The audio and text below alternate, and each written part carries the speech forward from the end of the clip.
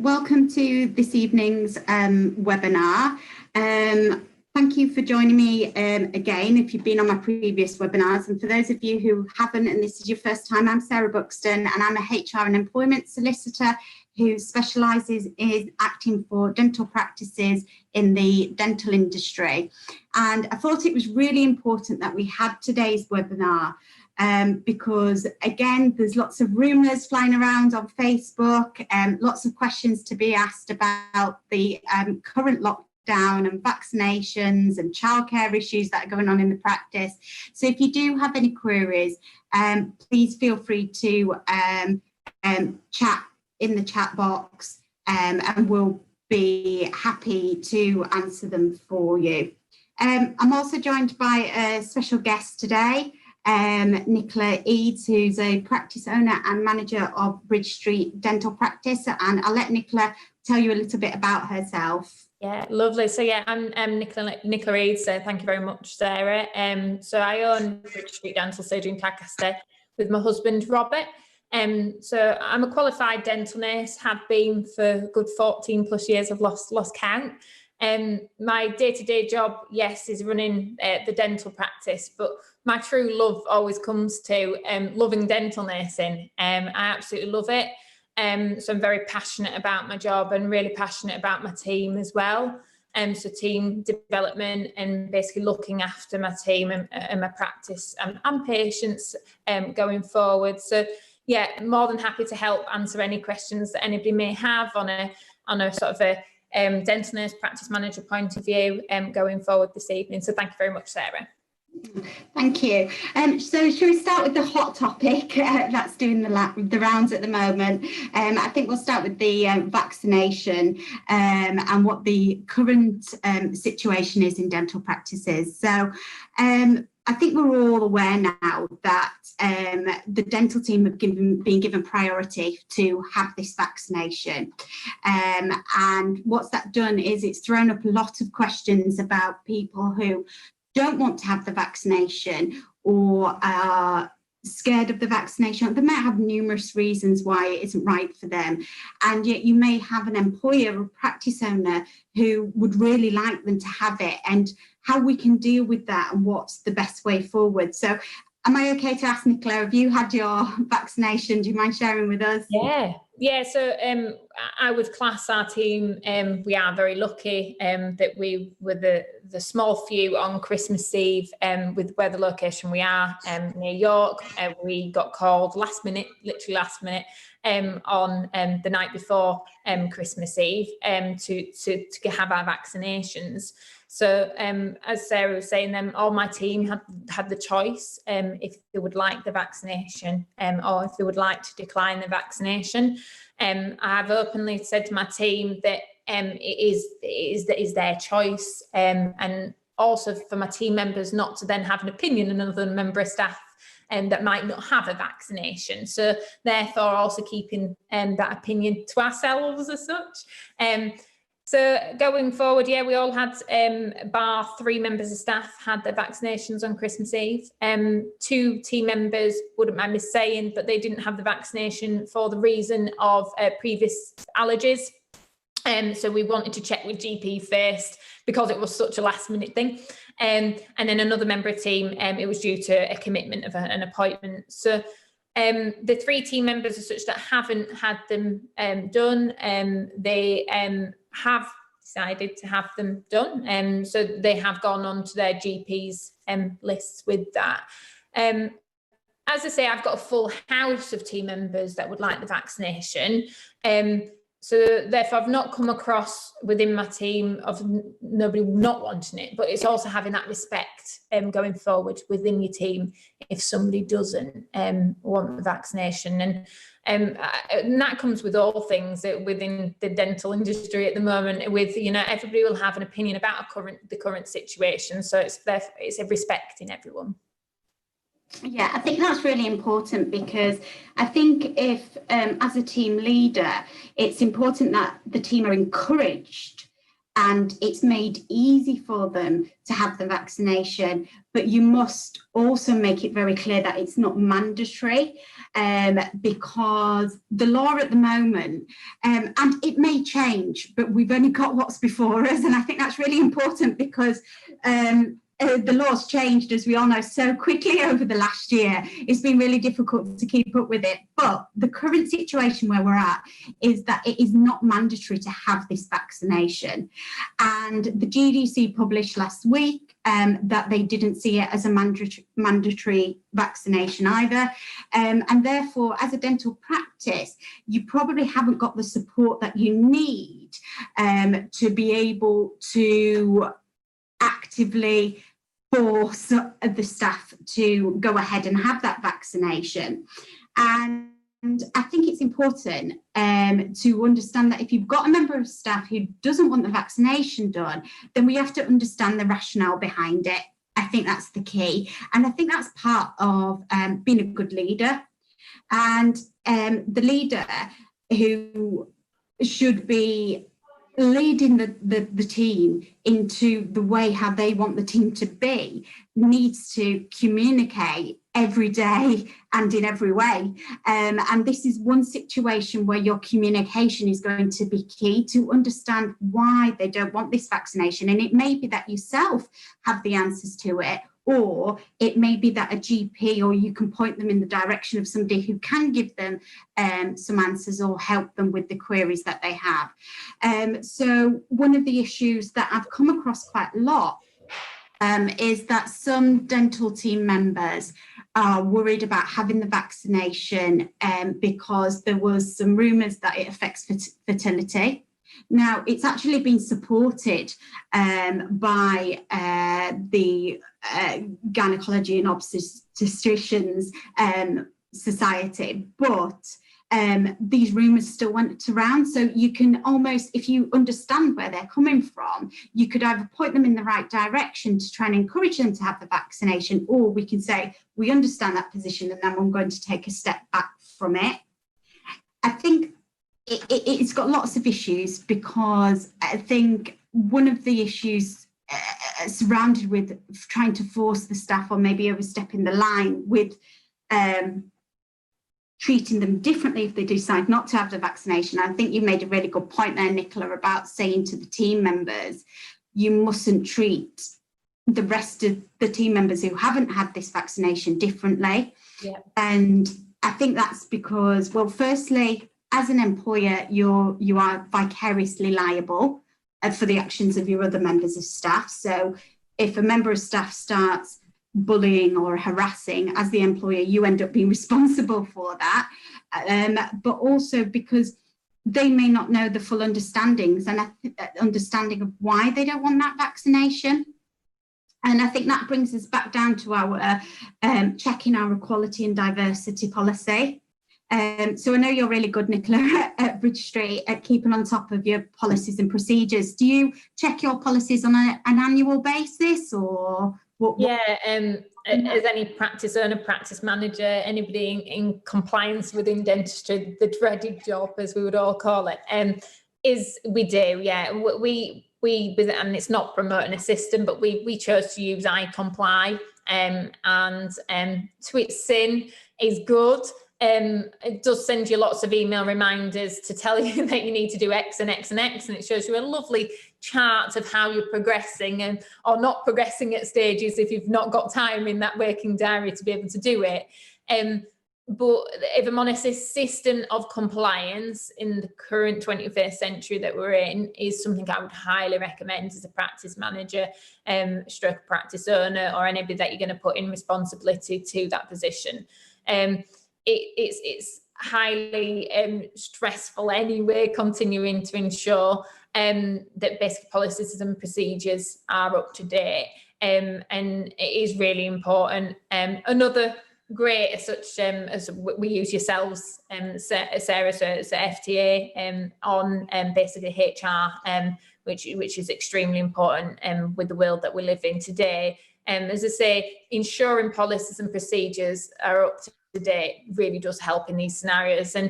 And with this current situation on the vaccine is I even write my team like a little memo and such to offer, this is what the current situation we're in. So as an employer, I'm offering my team this basically the ability to have the vaccination as being a health professional. And as I say, at least it's all documented that the team know that it's available, and also that it's available. But it's not also, as you say, mandatory at this point in time. Yeah, so I think that's a really important point, because one of the issues, and to be fair, most dental practices probably deal with this in the correct manner anyway, because you already hold information about what immunisations the staff have had. Yeah. As some businesses, this will be completely new to them, as in they don't have to hold medical information. But it may be that I still come across dental practices who haven't updated their data protection policy since the introduction of GDPR. So they have the privacy notices in place, but their actual policy and how they hold data and how long they're going to hold that data for isn't up to date. So I think this is a reminder of how we hold health information. And I did come across a client who, just on a side note, who was providing their staff with a health and safety questionnaire at the outset. And it is looking into, quite rightly, what immunisations they've had. And it may be that you ask the question if they've had the COVID-19 jabs to protect them from COVID-19. You can add that to this health questionnaire at the outset. It just then depends what you're going to do with that information going forward. That's important. I had one health questionnaire, and you've also got to remember that when you're asking questions about their health, it's got to be, you've got to be asking those questions because it's intrinsic to the role. So it's a good one in dental practices are, do you have any allergies? You can completely understand why you have to ask that as a dental practice owner at the outset. But this health questionnaire that I saw from a client last week actually asked, are you on the contraceptive pill? And I think that's overstepping the boundaries a little bit, as I don't think it really matters if somebody's on the pill or not as to whether they can do their job in the dental practice. And then actually what I take from that is that there's implications there that if they're trying for a baby, you may actually be treating them differently to if they're not. So I think you have to be very careful. So it might be a great opportunity to just review your health and health questionnaires, make sure they are up to date, add on the vaccination, but then decide what you're going to do with that information if you are looking at recruiting.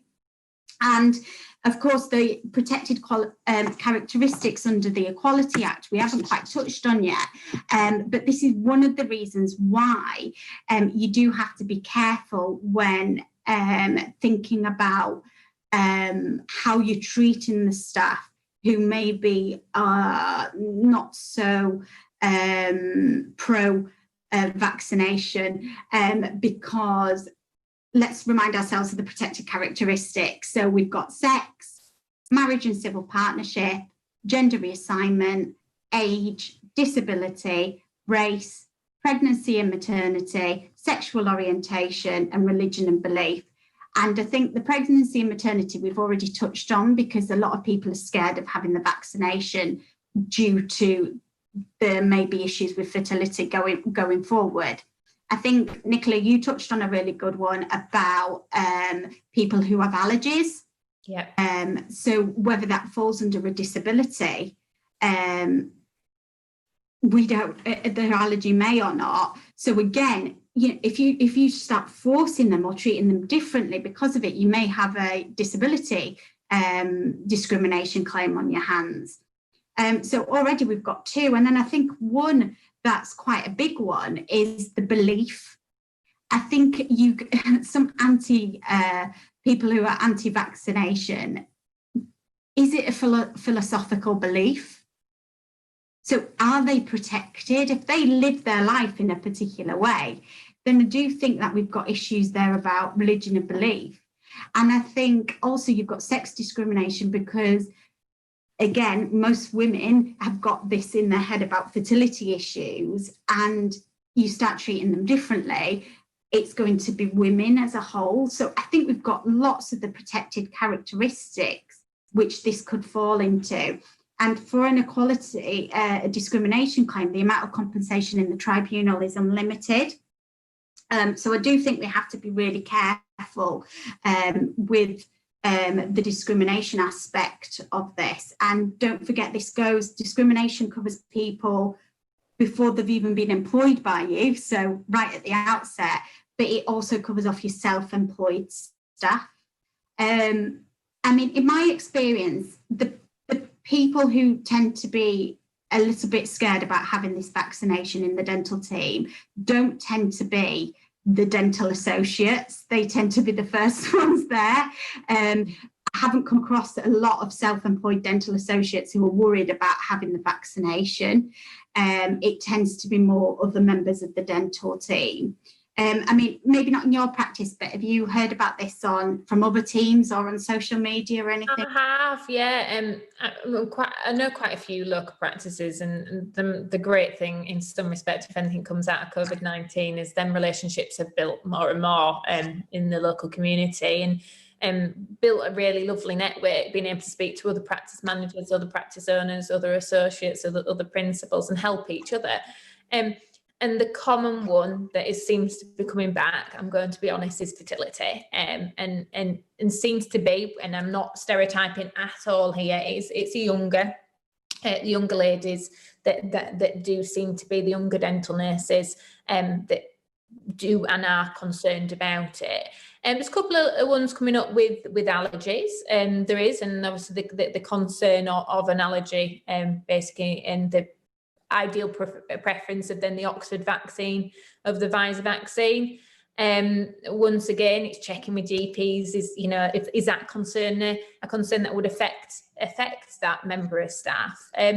Another one that I have heard and seen of is that, and we'll all see in the dental sector at the moment, and within our own teams probably, is that there is a lot of mental health concerns amongst team members, and that's practice managers, practice owners, associates, dental nurses, literally throughout the whole team. The mental health of the nation is struggling at the moment, and that seems to be a concern coming back as well, is that they generally don't feel well within themselves. So therefore, that is then having maybe an effect of seeing the reality of how this might help or might not help, because nobody knows. And I think as a practice owner, as a boss, or anybody in leading, in management, in charge, is listening to them concerns, and is making sure that we also don't form an opinion, and it's very much how we deal with our patients in the dental chair. It's that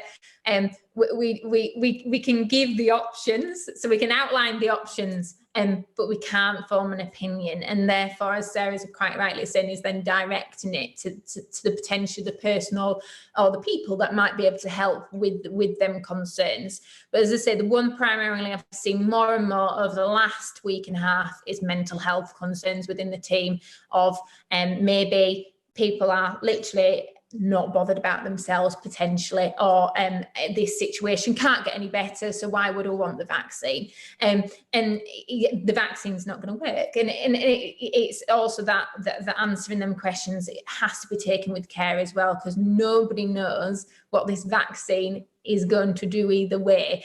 So therefore we've only got the research in front of us, and therefore that's the only information we can give. So yeah, I am seeing it in the local area. You can see it across the social media platforms that practice managers, principals are having them deep depth chats.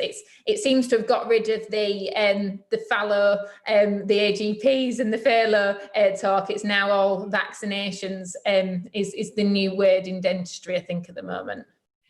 I think sometimes as a practice owner or manager, you're not expected to know everything, and I think that's really important to bear in mind. So if you are struggling to give the answers to your team, that's okay, but there are other people who can maybe help. So look for for support and other resources outside, so that you can be helped. You're not expected to know all the answers. There are people who can support you with that. So we just had a question. Were any of your team ill, Nicola, after they had the vaccination? No. So not one single team member was ill. So out of my whole team, everybody was absolutely fine. I have to say, after the vaccination, when we returned to such in a new year as a full team as such, I did say to my team, I said, what a lovely Christmas present we could have given you on Christmas Day. And I don't think we really thought of that too much. I think we was like, oh, fantastic, we can have it done. And I said, I did think I had that horrible moment on Christmas Day where I thought, what if they are? And then, yeah, I thought, can you imagine the return in the new year? I won't be the favourite, that's for certain. So the whole team absolutely fine. I think out of there was about nine of us that had it done. Two of us had an achy arm, and that was it. And it was me. I had an achy arm, and it was like an achy arm for about a day. I'm going to be honest. I felt better than I did with the flu vaccination. So flu vaccination, which we get every year. I felt absolutely fine. And we was like waiting to think, oh, will we not? Will we feel fine? And the whole team felt absolutely fine. Our second vaccine has been delayed, and it was due tomorrow. So our second vaccination, so we await that date. But first vaccination, absolutely fine. Team fitting well, no problems. Yeah, and I think it's really important then to, even if the entire team have the vaccination, that we still don't lose our guard in the dental practice. So you still have your health and safety obligations, and PPE is still really important. And that's because especially those who refrain from having the vaccination, you're still under an obligation to ensure that your patients are looked after, but also your team are looked after. So even if everyone has the vaccination, it's not, oh, we've gone on lunch, we can remove and just, relax again. It's really important that you keep up what you've been doing for nearly a year now, 9 months. It's just going on forever, isn't it? Yeah. It says, as an NHS practice, where do we go to have the vaccine done? Will we be contacted for this? Yes, you will be contacted. I mean, Nicola, how were you contacted?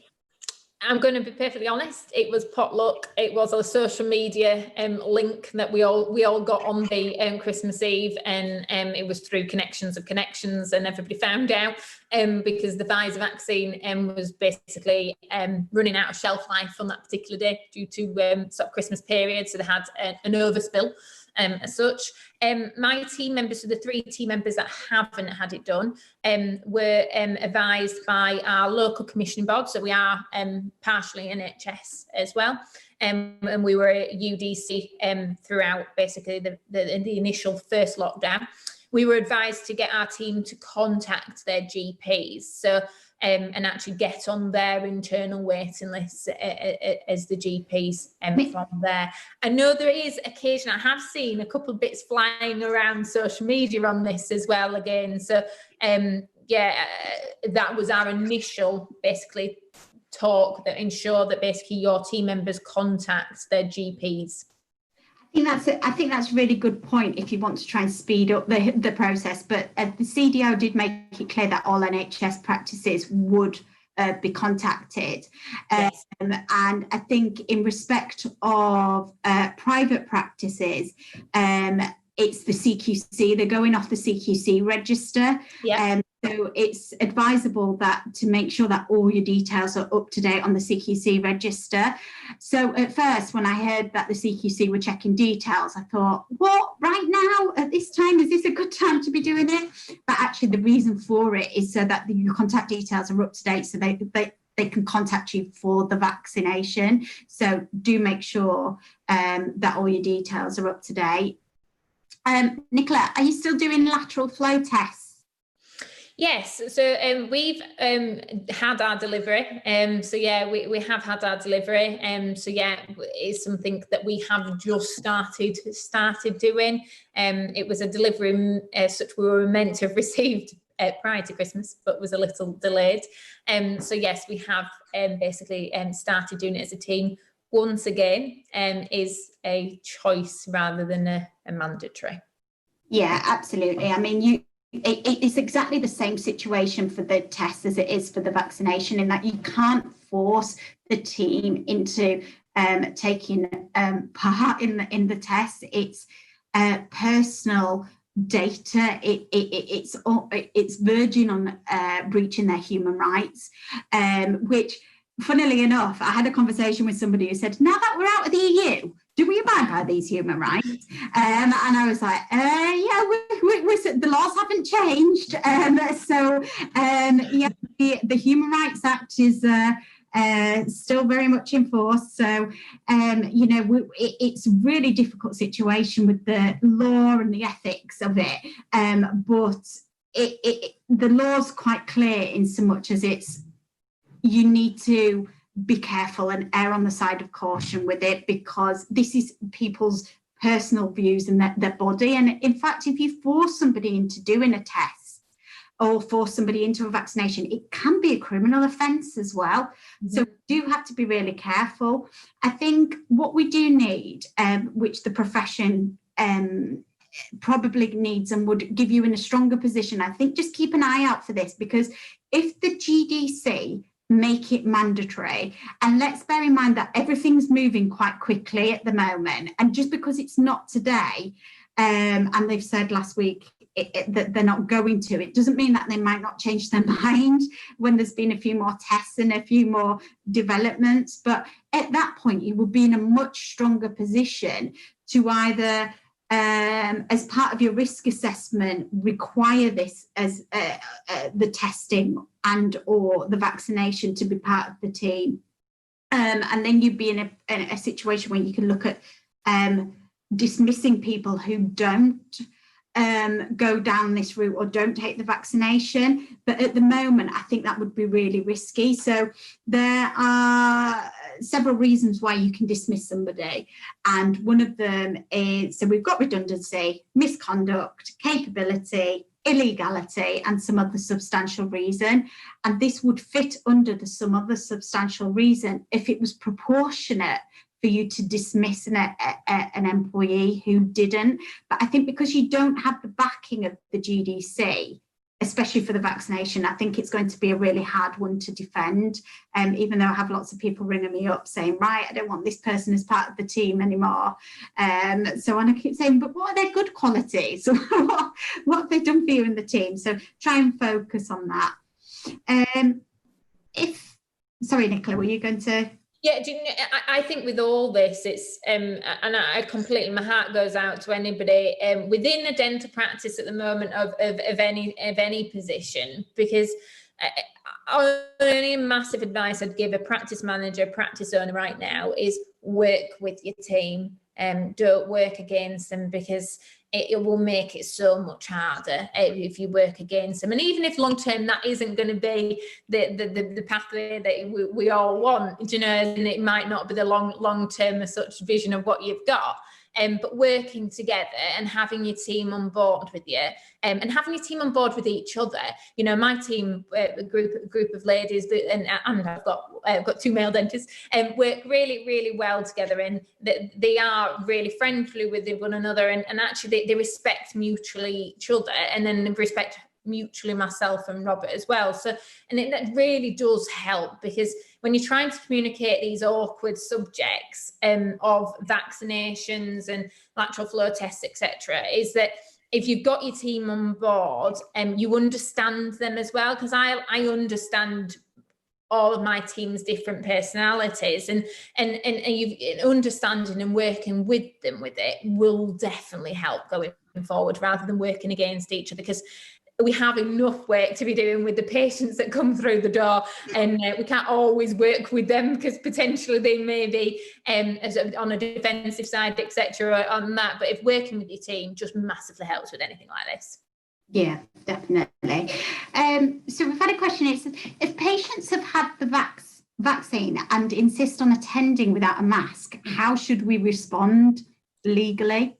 Well, I think the answer to that is, I'm sorry, but the policy of the practice is that you wear a mask to attend.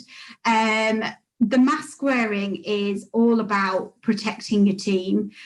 So patients, if they don't want to wear the mask, I'd be saying to them, well, I'm sorry, maybe this practice isn't for you.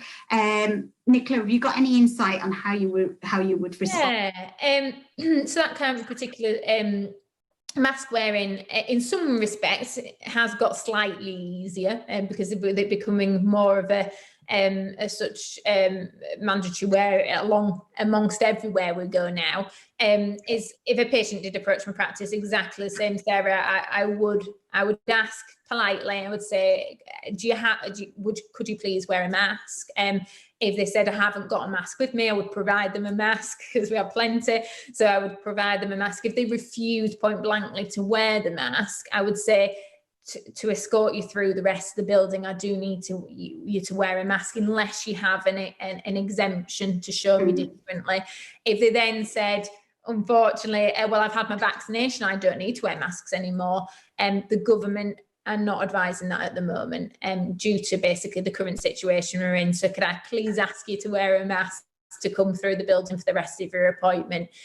At that stage, as you say, rightly so, Sarah, if that's not possible to protect your team, and that is your SOP, your standard operating procedure of your practice, you have got the right to refuse the care that nicely that day, and sort of ensuring there is no damage as such to your practice and the patient, and vice versa, and with the patient manner. But yeah, definitely, I will try and come up with many options as you possibly can with the patient. And I'm asking if you could wear it just from here to going into the surgery. We'll remove it. We completely understand this mask wearing business. It's hard work, isn't it? And it is providing that friendly manner with it, and rather than a standoff approach, it's trying to relate to the patient, definitely. And I think you deal with patients in the same way that you deal with your team. Mm-hmm. Down to communicating with them and understanding a bit more about why they think all of a sudden I've had this vaccination, I don't have to wear a mask, because that isn't what the guidance that we've been provided with. So there's absolutely no reason why you can't have a conversation with them over the phone, explain the policy, explain why you have this in place, and really it's all down to protecting one another.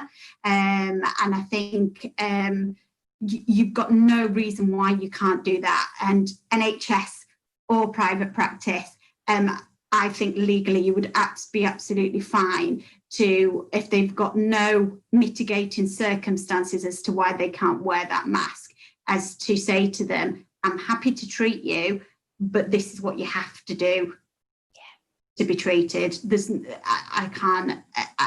I'd be happy to explain that if there was any issues with the NHS on that basis.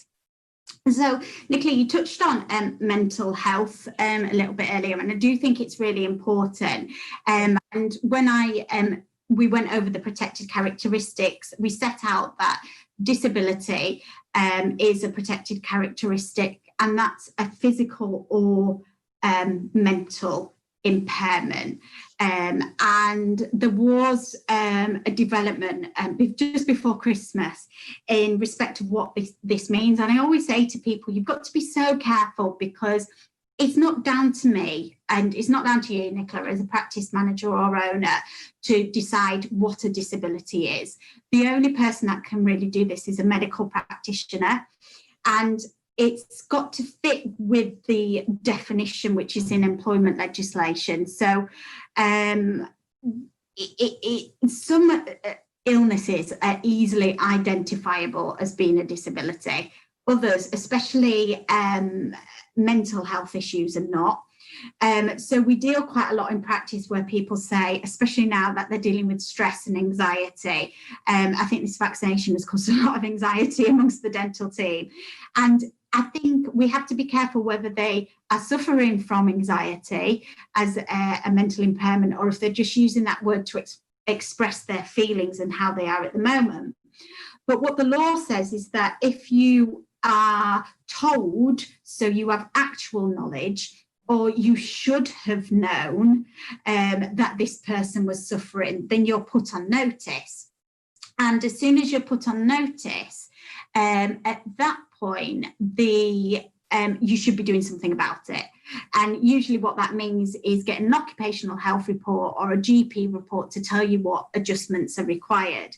And there was just an interesting case that came out before Christmas where it was somebody who was suffering from paranoia, and he believed he was being followed by some Russian gangsters, and he was dismissed by his employer, and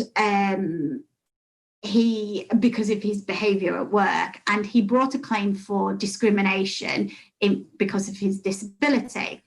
And it's just an interesting one, because when it actually went to court, the first thing that they looked at is whether this individual did suffer from a disability or not. And the court decided that it wasn't a disability because it wasn't long term. And what we look at is whether it's likely to last more than 12 months or so. So I think that's important, because I think sometimes at the moment we use anxiety and stress, but we've got to look at whether it's a long-term condition.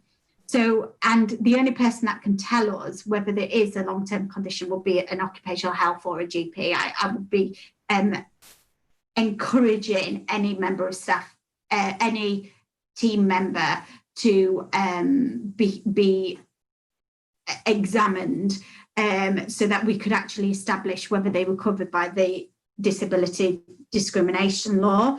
Again, it is eye-watering, the compensation that's provided in disability discrimination claims. So just something to really be aware of. And I think in respect to mental health, I am actively encouraging my clients to look at becoming a mental health first aider. And I think it was already mooted before COVID hit the scenes, that this is something that as an employer you should be expected to do. And I think definitely it should be something that's on the tick list of all the employers and managers out there to do at some point over the next year, so that they can identify and help and support the team in respect of mental health. Obviously don't want you to breach any confidences or anything, Nicola, but in terms of mental health across the teams or people that you know with social media, this is spoken about quite a lot at the moment, isn't it? It is, yeah, a lot. There's, I say, going back onto the mental health first aid, and I'll come on to that, is that there's 3 members of our team who've done the mental health first aid course, one myself and 2 such independent people within the practice of 2 dental nurses within my team, Hope and Charlotte, have both done the mental health first aid course, and it's something I'd highly recommend. So ideally not just on a manager's level. It's nice to be able to do it on a manager's level, but if you could give that role also within your team as well, I think it's nice to be able to use that sourcing within your team as well, and they also be able to understand their fellow team members a little bit different to probably I might be able to as well. So yeah, amongst the dental industry at the moment, and amongst practices, amongst such my team and amongst myself, mental health is a real key topic. And I'm never a person that would, prior to the pandemic, would shy away from talking about mental health. Fair enough, this probably brings mental health more to the surface and allows me to be able to talk to my team more. Because it's real, it's very, very much real. And as you say, we're not here, and even as a mental health first aider, here to define if somebody is suffering from anxiety or from a clinical diagnosis of depression. It is more providing that welfare support and providing, once again, that direction to occupational help going forward, and if you can make work adjustments to also help someone, that could be just one of the many little fixes to help that person in this current situation. as I say, there is a lot. And I think if everybody was to look within their team right now, and that would be in a dental practice, that may be within your team, Sarah, or within anybody's team at the moment in any sector, mental health is a real key concern. People working from home, people working in such very different conditions. We're asking our dental nurses, associate dentists, principal dentists to wear FFP3 masks all day long, and you know, and then for AGPs, etc. So that constant change, and as I say, something tomorrow might be completely different to what it was today, and that also has a mental challenge upon your team. So it's trying to understand that you may be, as a person, be able to adapt to these quick changes and what it might happen. And as a practice manager, I've got very used to that over the last however many months, is that's what we do. But your team may struggle with that, and or a certain team member may struggle with that. And you're recognising this current, real prevalent, if I'm honest, concern. Somebody's just asked, Nicola, which company did you use for your course? So I used a local company, basically for mine. So with us being in Tadcaster, she's called Sharon Conway. She's a Wellbeing Mind. I did see, without promoting them, I'm also with Practice Plan. Practice Plan, if anybody is with Practice Plan, they also sent out basically a introductory offer as such, and a discounted offer of mental health first aiders courses as well. And they've obviously got a contact of that, mental health first aiders. There is also some online as well, some really good ones online. A lot of my team members back in May did a mental health first aider certificate. So it wasn't to become a mental health first aider. It was a mental health first aider certificate. So it was a half a day course on awareness of mental health. And that was an introduction, and that was really nice to be able to give my team during that first lockdown, basically the ability to do that. So there is lots of courses online, and if I'm honest, everything is so easily accessible right now, and that you can do it literally by just pressing a screen and we're on and we're doing a course. So yeah, definitely something highly I would recommend. It can be a significant investment initially, as such, you know, it's a couple of £100 to do, and it depending on then if you're going to pay for your staff time or not pay for your staff time or whatever it may be. It is an investment, but a very well worthwhile investment. Brilliant, thank you. I'd agree as well, and I think if you have that training and you ever had a disability discrimination claim, it would be so much easier to be able to defend that claim because you've had the training, or your staff has had the training, and the courts like to see that you as an employer have taken that role very seriously and responsibly. So I would actively encourage clients to definitely look into that. So two points that I wanted to touch on, and you mentioned two of them, you mentioned both of them really. One of them is PPE. Yep. So I'm still coming across some practices who are charging their self-employed staff more than their employees. They tend to absorb the cost for their employees, but then charge the self-employed staff. So there was a case a few months ago now where it said that you are under a duty as a practice owner or an employer to provide a safe place of work, and that includes providing PPE, and that there shouldn't be any detriment to the self-employed workers or employees that you're providing this to. So if you start charging them directly for PPE, that's a very clear detriment to me. What I have said to my clients is that if you are finding your costs going up, which lots of dental practices are at the moment, because let's face it, some suppliers have put their costs up because of demand. It's pure economics, everything goes up. Then there's no reason why you can't look at changing the license fee and what you pay your associates. make sure that you serve them notice under their associate agreement. But there's no reason why you can't change that, especially if you're private practice. NHS slightly differently, slightly different at the moment, and how associates get paid. But I think the best way to look at associates and how they're getting paid under the NHS contract is that they get paid depending on the target that you hit. But we're going back to a situation before COVID. So it's per UDA, it's activity based again. But what they're paid does depend on what level you hit.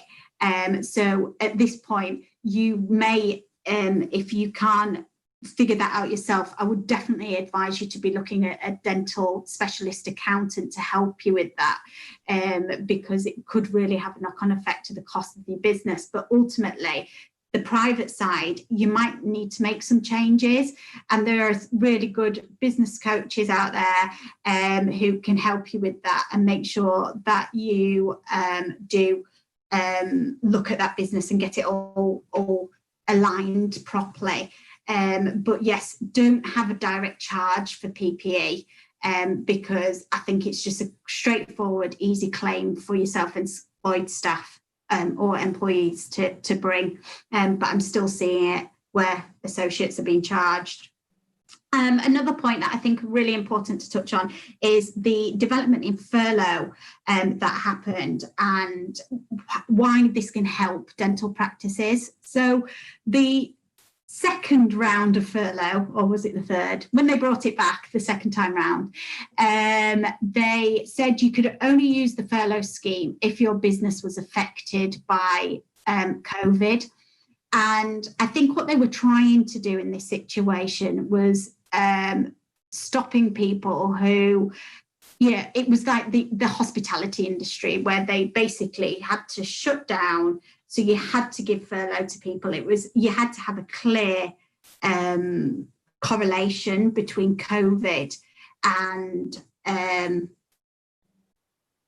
the furlough scheme. And what they did do is when they closed the schools, they introduced an amendment to that said, well, actually, you can also use the furlough scheme where your staff members have got childcare.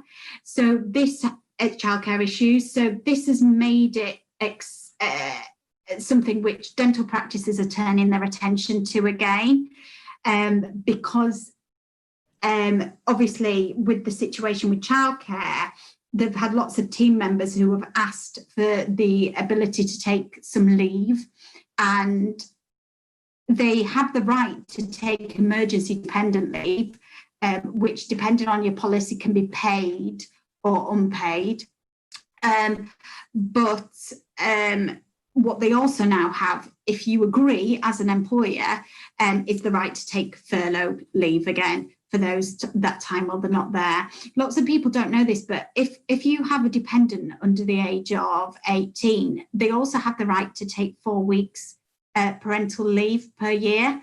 So you don't really want to start going down that route. It may be that you can agree to furlough, and because we have flexi furlough, it may be that you can agree to them to do some hours, but then let them go. I think even though dental practice members of the team are key workers, and I know there's lots of people that have had issues trying to explain that they're key workers, I think it's the after school clubs that have closed that are really having a knock-on effect. So if you put your child into school as a key worker, but you have to pick them up at 3:30 because there's no after school club for that key worker child, what do? You've got to have the ability to be able to go to your manager and ask for some unpaid leave, or you could put them on furlough and claim the 80% for that time that they're having off. Now, I'd say in the first instance, you should always go down this route and show that you've tried to compromise and done everything you can, because when childcare is involved, there's always, going back to those protected characteristics, there's always the risk that it could be sex discrimination issue. So you must show that you've tried to do everything you can. But I do appreciate that there will get to a point, especially if you've got quite a small team, where you can't keep the cover paying for someone else to come in, if you can get someone else to come in for that couple of hours when they're not available, and the costs associated with that as a practice. And at some point, and it will depend on the practice and what's right for you. I always get asked, well, at what point? But that's really difficult for me to say, because if you're a huge practice, it's going to be different to somebody who's got quite a small team, because the effect is going to hit the practice, the smaller team, quicker. And there will be the ability to bring that relationship to an end. So we don't want to really get there.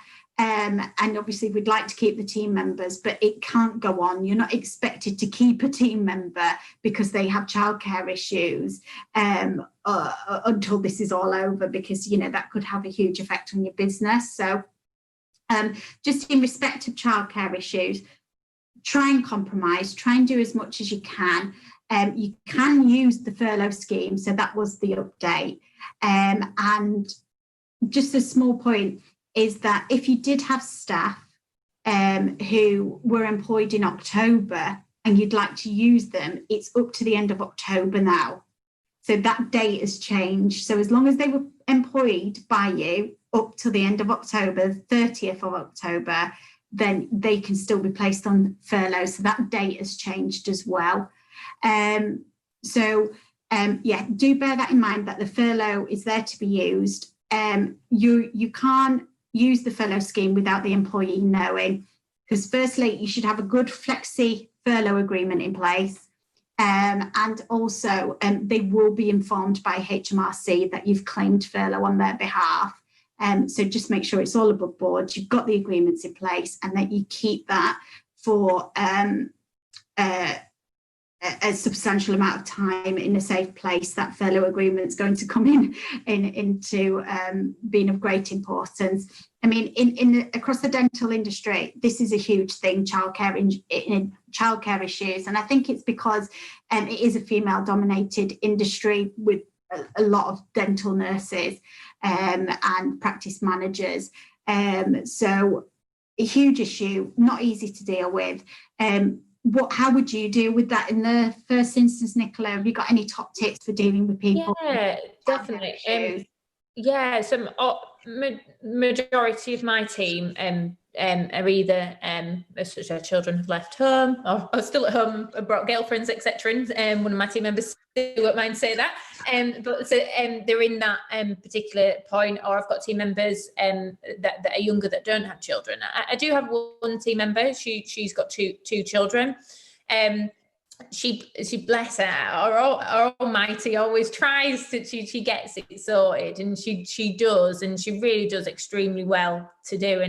And I was only having a one-to-one conversation with her today via Zoom, and I was also just absolute hats off with her and praising her how she does. And I do have two young children, so therefore I can relate to it, and I can relate to childcare issues and the constant juggling act. If, for example, this member of staff approached me that she wasn't able to organise and wasn't be able to sort it, is that, as you said quite rightly there, Sarah, I would, as a practice, do my utmost best to be able to adjust the situation to suit her. And coming up once again with reasonable communication with her on is this short term? Is this week? Is that, are we looking that, is this going to be continuing potentially to next week? Is there a solution going forward? And it's trying to find out, is that a short, medium, or potentially is this going to be now a long term basically concern? And that once again is not committing to an answer until we can see the picture of what we've got in front of us. And once again, I would probably come to your team, Sarah, and I would be saying, I've got this, this member of team is struggling with her two children, and as I say, Sarah, I've come up with a solution. It's only a week, it's 2 weeks, etc., and it's come up with a solution. If it was coming up to the medium and the long term concern, yeah, I will be discussing how are we going to go forward with this, and is there an ability to make adjustments to this person's hours and to help the practice and help the team on other days maybe, and is it school hours that we've got that adjustment? But once again, anything, I would not come up with a commitment until basically I've got the picture and the full picture with it. But I think with all of it, it's good communication, understanding, but also not forming an opinion once again. And that seems to be what we're needing to do as employers. Well, as a manager, I think it can be quite a lonely place. And I think if you've got some support there and you know that, okay, this isn't going to go on forever, this is a short-term solution, but then you can take some support or advice from someone else and they can say, well, look, when we get to this point for your practice, this will work and this is your policy. I think that can really help you and can really give you some confidence in dealing with issues like this. But these are the high-risk areas because of the protected characteristics. So just be aware that you do need to deal with it in the correct way so that nothing comes back to bite you, and because it may not be now, it may be in 6 weeks' time, where it's changing, the landscape's changing so quickly that we look, then you might need to make some redundancies. This individual's made redundant and they said, well, it's because I asked you about childcare. And that's what we're dealing with at the moment, even though at the time it didn't cross your mind that it was redundancy wasn't on the cards, but it's so fast moving. So make sure that you deal with everything properly. It's all in writing and it's all communicated correctly. Somebody's just asked if they're employed on a 0-hour type contract, can they still be furloughed if my day is cancelled? It depends on your contract. But I would say yes, probably, if the employer agrees to it. So it will depend on your contract. If you start it, and they started in October 2020, so as long as it was before the 30th of October, you should be okay with that. Can we furlough an employee who has called in sick with GP note through stress because she has become so anxious about the present COVID situation? The starting point there is that you pay them what's ever in the contract. So if you are, if they've called in sick and they get an enhanced rate of pay or contractual pay, or full pay for 2 weeks or whatever, that's what you will pay them. If the contract says that they have statutory sick, you would pay them statutory sick. You've got to err on the side of caution with using furlough going forward. They have restricted it in respect of how you can use it. So like I say, they've made it very clear you can use it when there's childcare issues, or you can use it in terms of I think they've tried to use it for when they've closed businesses and they're having a huge effect, but they don't want to lay off the staff. I think with dental practices, we're open, we're all working. So I think looking for other ways in which you can claim furlough isn't in the spirit of why this furlough scheme has been reintroduced in the way that it has been. So just be careful, because I don't want there to be any HMRC investigation. If you get caught out, it's fraud. This could lead on to your GDC. It could just be a nightmare for a lot of practices. So take advice, make sure you put flexi furlough agreements in place if you are using it. I have lots of practices who ask me if they can use it for holiday. So, I've got staff going on holiday. They've been on furlough before. They fit some of the criteria. I could claim 80% and pay them the 20. No, I wouldn't recommend that you do that. The guidance makes it clear this time round, they're not having it. They're not letting you do it. So just to be a bit more careful with using furlough this time. And if you think it is right for you in your practice, most practices are really busy. I know you're flat out, aren't you? Yeah, we're busy. Yeah, and fair enough, not as busy as the initial onset. We're settling down within the situation now, and my team to be put on furlough right now would not be the right decision for my practice. And I do understand in certain areas people have seen a drop off in the current situation, and I have, and depending on your patient group, potentially the elderly generation, some of them are deciding to stay in and waiting for the vaccinations. So I do understand that. I think with the furlough aspect is always seeking that advice before going forward with furlough, and ensuring that we're following what we need to. As I say, it's quite a scary thought that these could all come back. Obviously, as I say, HMRC, GDC, etc., of something that you've only done out of good faith and thinking that you're doing the right thing at the time, could come back onto yourself. Also, the thing with furlough, I would also, on a team communication point of view, is understand if you have, for some reason, you can tick the box of the furlough and have sought the right advice to ensure that's the case, is that ensuring it's fair amongst your team as well, because team morale is at one of its, potentially could be at one of its all-time lows, and is understanding that if, for example, somebody is off because they don't want to come to work because of the current situation, is that you could then have a domino effect amongst your team of that. Because I'm going to be honest, I think we all probably look at the alarm clock or whenever it goes off in the morning and think, nice dark mornings, do we all really want to get up?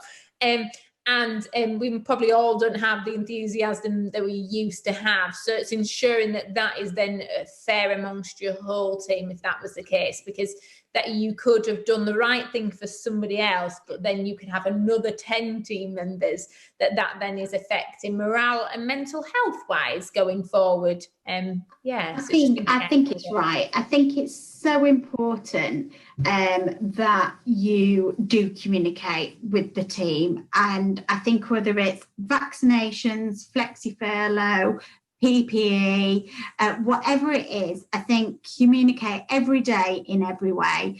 I cannot stress that enough. And make sure that you're communicating the right thing to your team. So I know, and I said this previously in some webinars that I've done, that there's so much on social media at the moment with forums.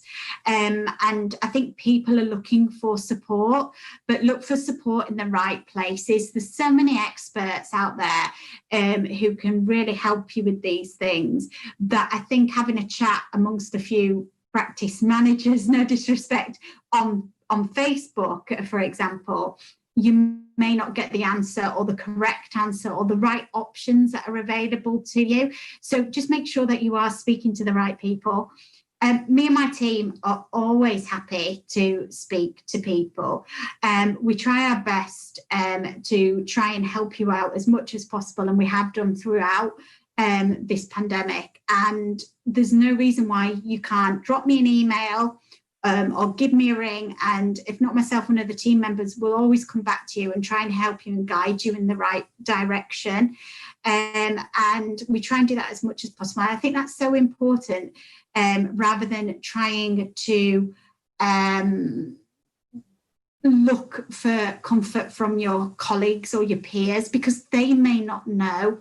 They may, and you may get the right answer. It may be absolutely fine, but I think you just have to be very careful, especially with these things that we've spoken about.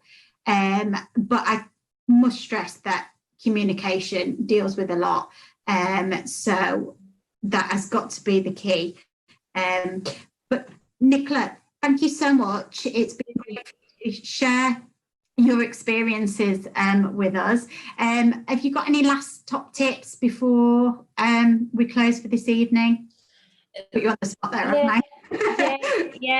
No, thank you very much for having me. And it's lovely to be able to talk to so many people within the profession, and it is. And the massive thing going forward is just everybody just try and keep your chins up, because there will be an end to this. Dentistry before us has changed and will have changed for the foreseeable, and trying to communicate that with your team is that we can't expect to be going 10 steps back to what we were back in March 2020. So use this as an opportunity to develop your practice going forward, and use the amazing people that we've got around us in this profession, because we really have some fantastic people within our profession, and our work colleagues, we can help each other.